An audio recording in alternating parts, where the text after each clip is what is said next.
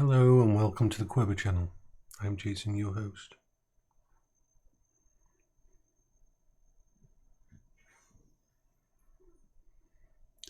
Human beings are not meant to be alone. Oh, we love our alone time. We love when it's on our terms.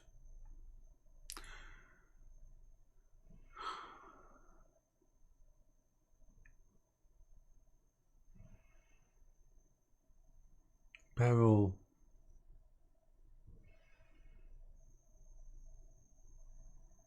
was an amazingly perceptive dog.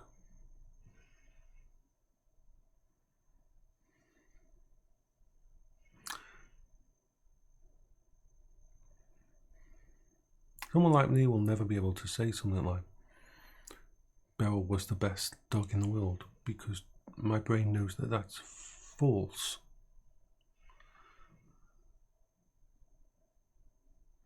My brain always has to quantify and analyze and see the truth of a statement I make.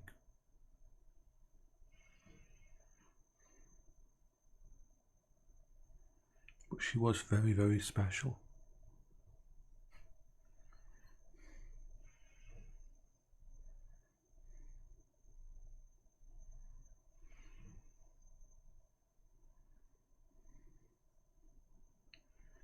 We have been blessed, me and Paola were,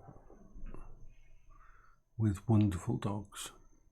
And every single dog has their own personality.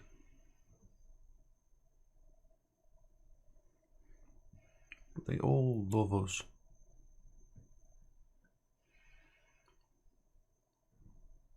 They all care.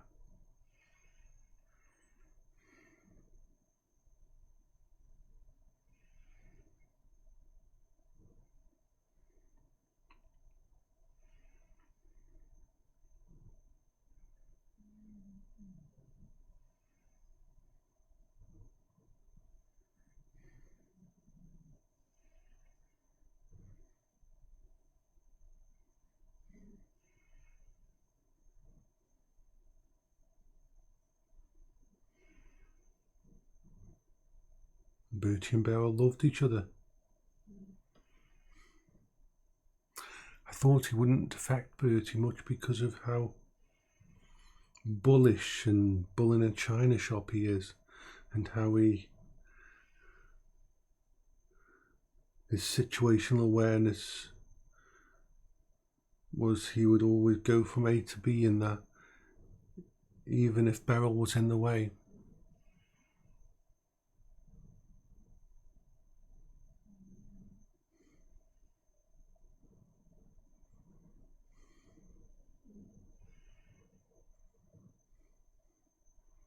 But they loved each other, you can tell.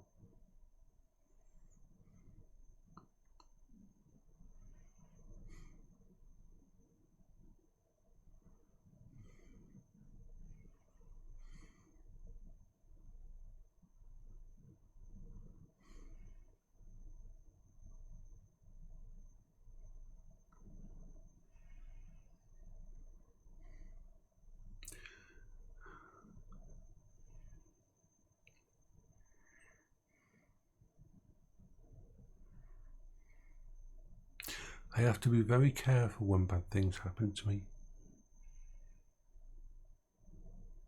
like this, to not let myself slip into a depression spiral.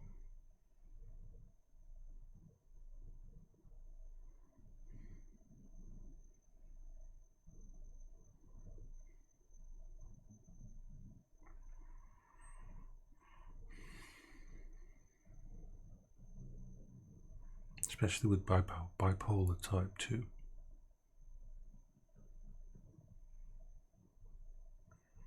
And autistic people don't like change. We do not like change. Whether that change is for good or better or worse.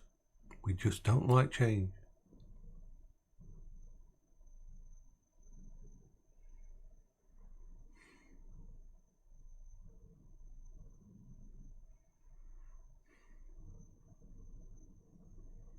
But she was so perceptive.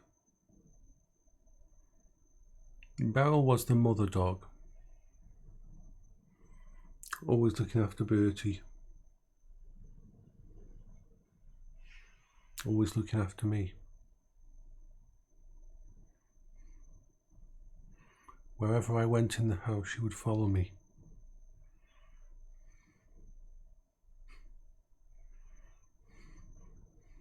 She was one of those dogs where if I went into the kitchen, if I went upstairs, or if I went anywhere, she would follow me. And I'm like, no, you stay there. I'm just going to the bathroom. Or that. You look so comfortable. Don't move.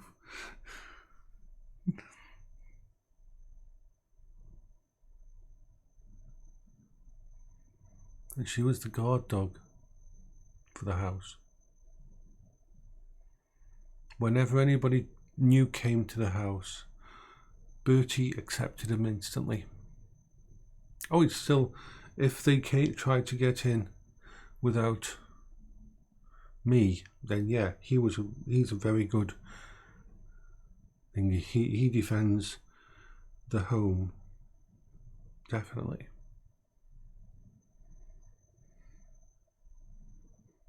But she's the one who taught him how to bark. He was a very quiet dog, Bertie was, when we had Bertie.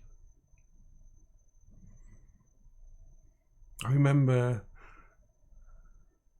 before Paola died that it was, I wanted to take Beryl for a walk, and even back then I was having a problem leaving the house and that, but it was before the time when kids go off school. It was at that time when it was very quiet around where we live, so I took the dog to the cemetery. Just a quick walk around the corner basically. And we're walking on the path in there, and this drunk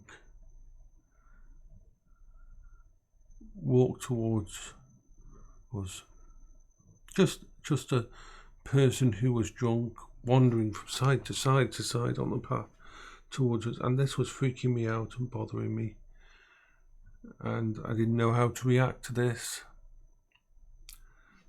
But Beryl, this little terrier, as soon as he got too close, she went to full on really nasty guard dog. She was like baring her teeth and barked so loudly at him that the guy actually fell back and stumbled away from us as if he had seen the hounds of hell.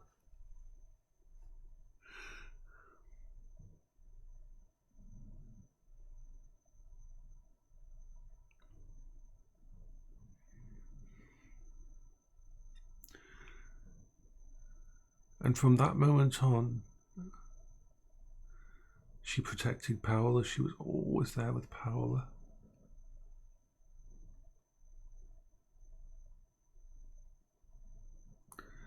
She looked after the house. She was always the one who was alert. And if I ever go up, no matter what time during the day or night, she's the one who would get up and follow me. Bertie, he would continue snoring. But she would always follow me no matter what. She always wanted me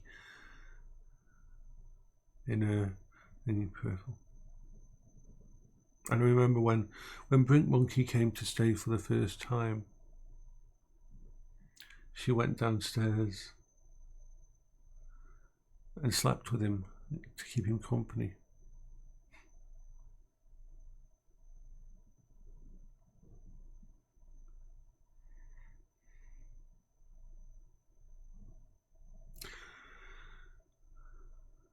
I miss her so much, but I'm also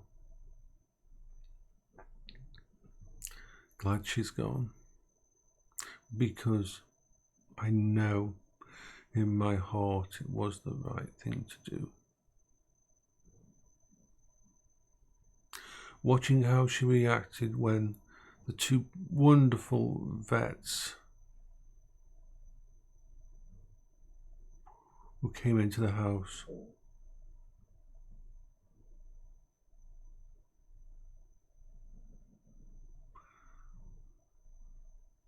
was the first time I've ever seen her not get out of bed. A bed in the room. First time I've ever seen her not get out of a bed when someone's come to the house.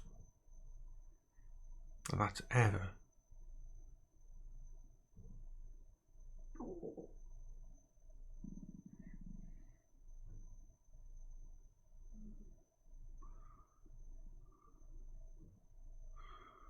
That's when I knew that it was that she was ready to go to sleep.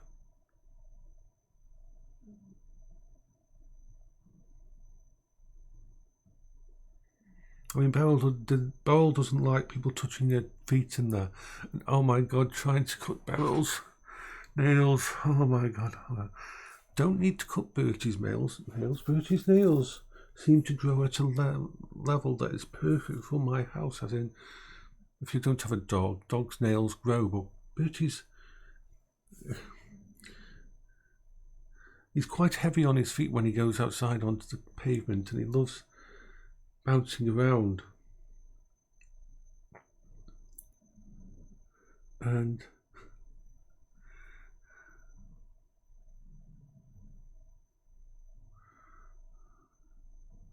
so I had this little device, like an angle grinder, but for dogs' nails. Just a little thing like that with a little head that spun around really fast, and that was really the only way to cut her nails. And she'd always fight me. She hated her nails being done, and I tried everything. Tried everything with her. It was always a challenge.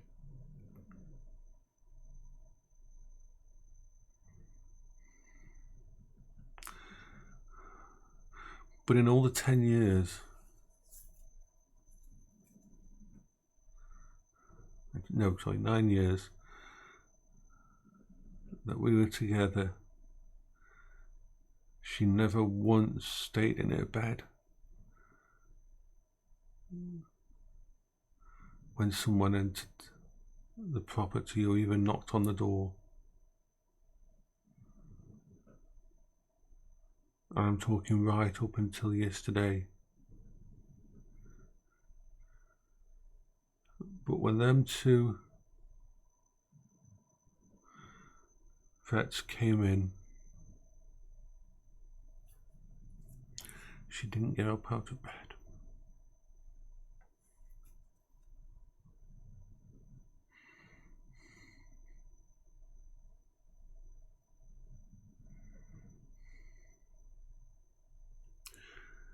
That's how I know that it was the right time for her.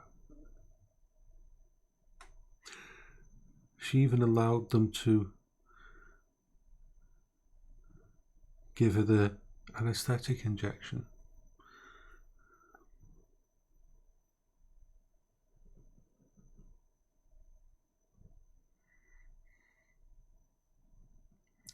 And then she didn't fight them at all.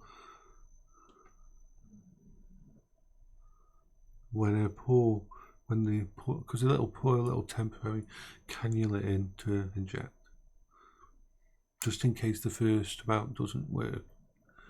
Because I remember Hugo had an extremely strong heart. He was having almost constant fits. That started very, very rapidly. He was diabetic. Hugo was. Because we had Hugo. We had Zoe, was the first dog me and Paola had together, because Paola had never had pets.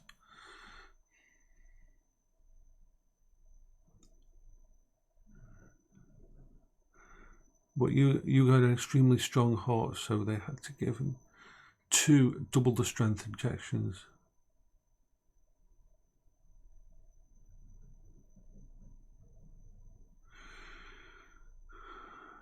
But Beryl,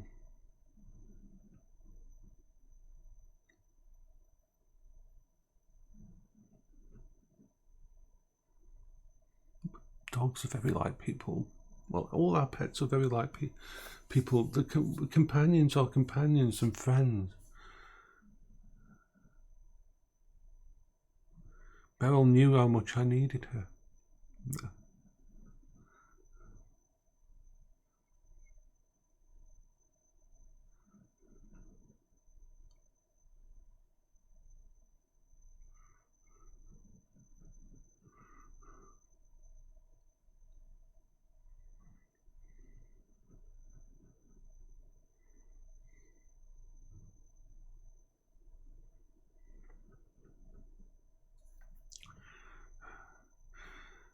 It's 2:41 in the morning.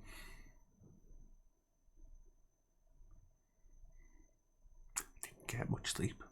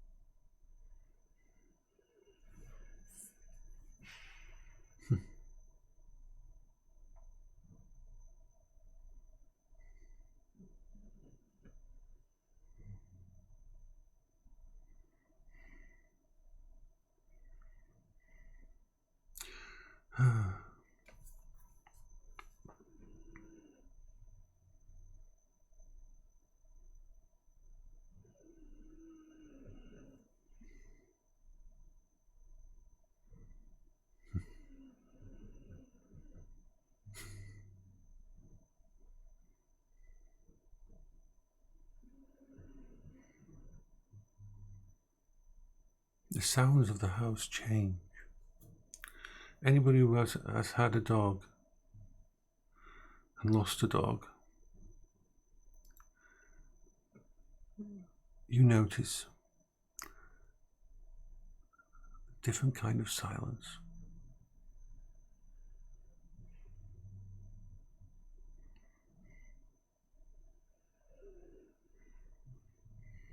Each dog brings its own breathing, its own little sound effects. Like so when she used to lie over there in the corner and clean her feet.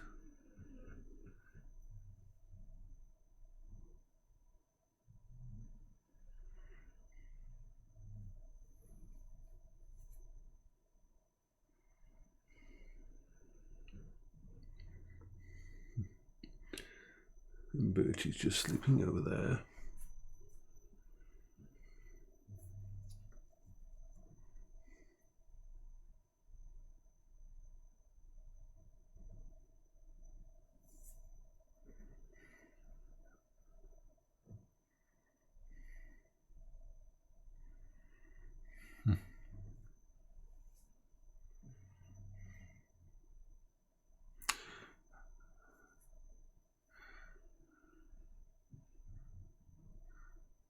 I'll be okay.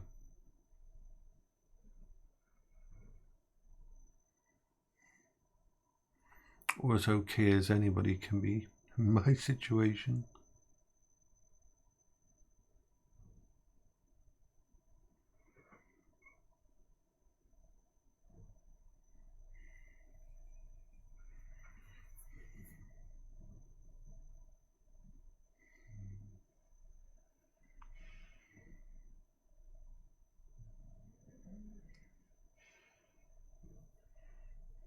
I hope you're all having a good day. And I hope you all have a companion in your life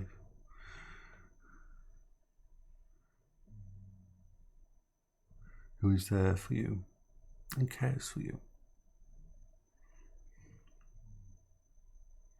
Whether that companion be human or animal.